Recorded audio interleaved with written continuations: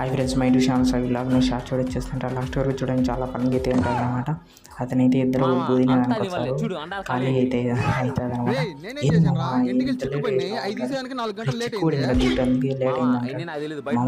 లేదు హోటల్లో తినచ్చు మామ నేను హోటల్లో తినచ్చా అనమాట. అన్న తర్వాత అంటాడు. పోయిన తర్వాత అయితే ఇంక అడుగుచ్చి మాట్లాడతాడు. ఫుల్ అన్న తర్వాత అయితే పక్కన అయితే కాయల్లో ఇన్ని ఉంటాయి అనమాట.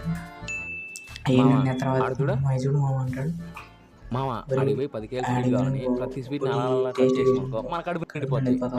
మంచి ఐడియా అంటాడు.